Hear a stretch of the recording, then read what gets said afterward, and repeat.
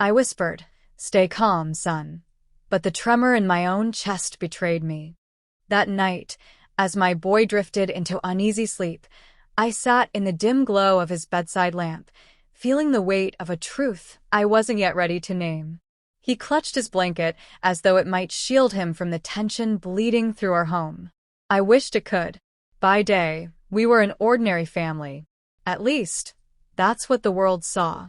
A husband who provided, a mother who charmed neighbors with her warmth, and a child whose laughter once filled the quiet spaces between us.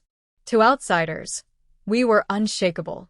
But behind the closed door of our home, small fractures were spreading, too fine for strangers to see, yet sharp enough to draw blood from those who lived inside. I was a man of routine.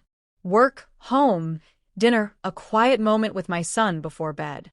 That rhythm gave me purpose, and for years I believed it gave my wife stability too. She, however, had grown increasingly distant, her eyes fixed more often on her phone than on the conversations at the table, her smile slipping away when she thought no one noticed.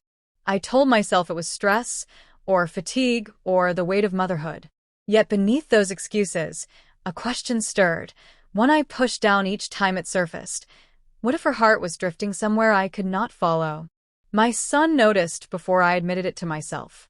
He was only 12, but children have a way of sensing the unspoken. He asked once, in a hesitant voice, why Mom seemed sad when she thought we weren't looking. I told him she was fine, that everything was fine. The words tasted bitter even as I said them. A father should never lie to his child, yet I did, because the truth felt too jagged to hand to someone so young. One evening, as we sat at dinner, she laughed at something on her phone, a laugh that carried no warmth for us. She quickly set it down, but not before I saw the glow of a name she had hidden under a meaningless contact. I said nothing. Silence, I thought, was safer than accusation.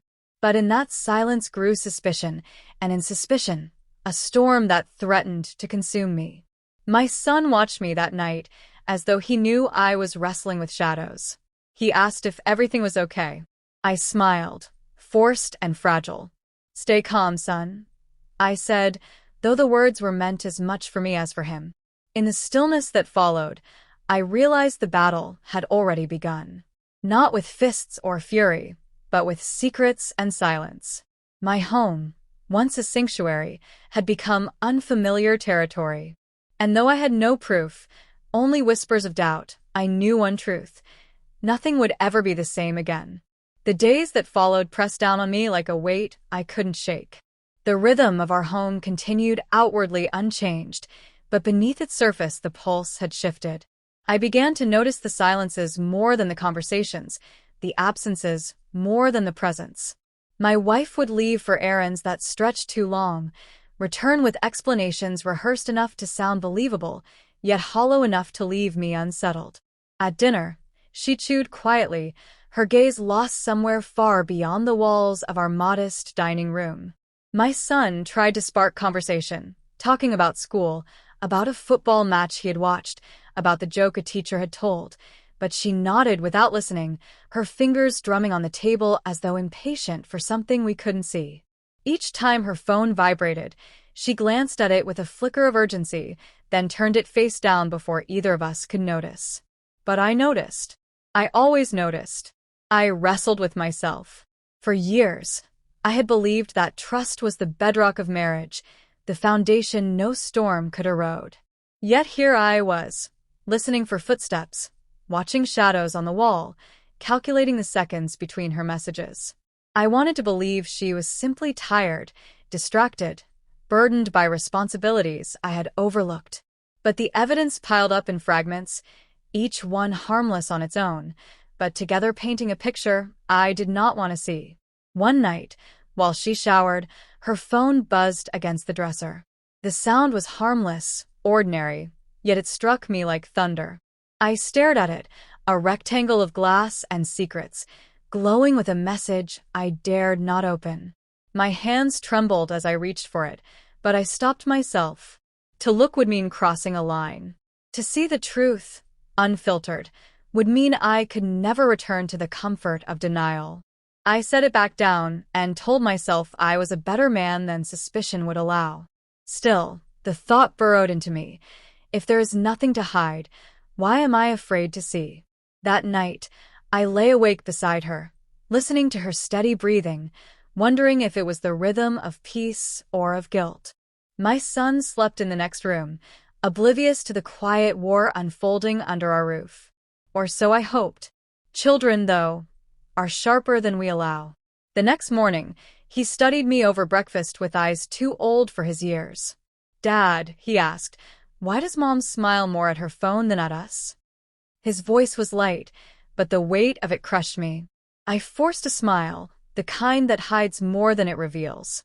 "Stay calm, son," I whispered, though calm was the last thing I felt.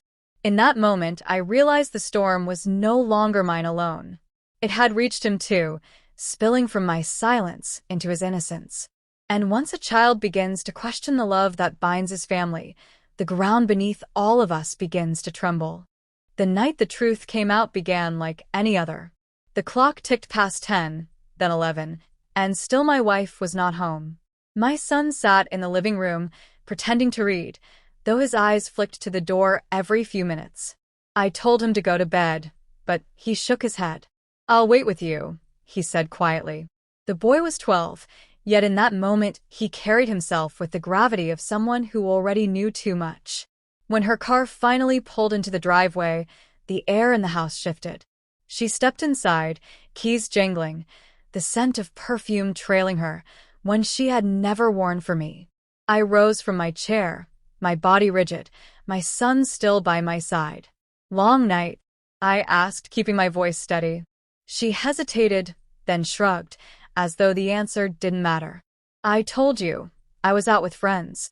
It was the practiced tone of someone who had told the same lie many times.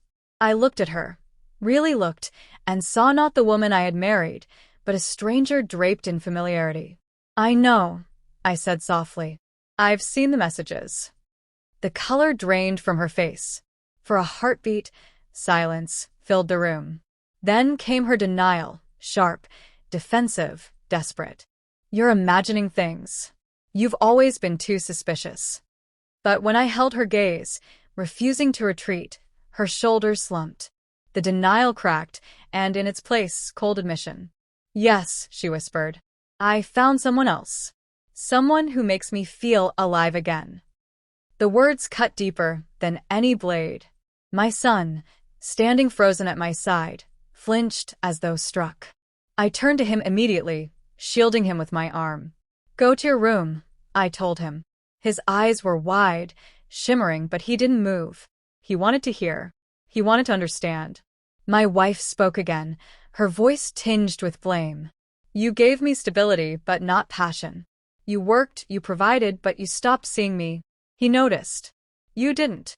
Every word was an arrow, but I bit down on my fury. I could not unleash it.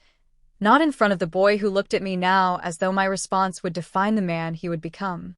My heart raged, but my mouth held still. The house was no longer a home, but a battlefield. The woman who had once been my partner now stood as an adversary, and my son, too young for such burdens, was caught between. "Dad," his voice cracked, trembling. "Is this my fault?" I knelt, forcing my broken body to steady itself. I cupped his face, wiped away a tear before it fell. My whisper came again, the same words that had carried me through nights of doubt. "Stay calm, son. None of this is yours to carry." But even as I said it, I knew that his world had already shifted, and no whisper of mine could fully shield him from the truth. The house fell silent after that night. My wife packed her things within a week, moving with the efficiency of someone who had already rehearsed her escape. She left no long explanations, no tender goodbyes, only fragments of a life that once felt whole. The walls echoed with her absence, each empty space reminding us of what had been lost. My son asked fewer questions than I expected. At first, I thought it was strength. Later, I understood it was shock. Children do not always break loudly. Sometimes they fracture quietly, hiding their pain where adults cannot see. I watched him retreat into himself, his laughter rarer, his eyes older. The boy who once sprinted through the hallway now walked with careful steps, as though afraid the house itself might shatter beneath him. I bore the weight of it silently. Anger tempted me often. Anger at her betrayal. Anger at my own blindness. Anger at the cruel unfairness of it all. Yet each time rage rose, I remembered my son's question. Is this my fault?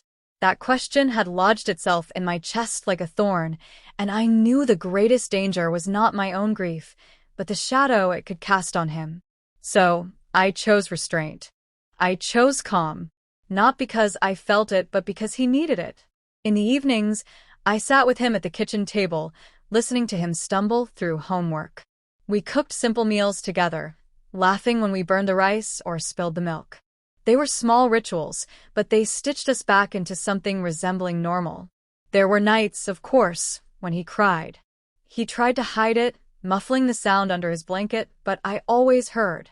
I would sit beside him, not with long speeches or promises I couldn't keep, but with the same whisper that had carried us through. Stay calm, son.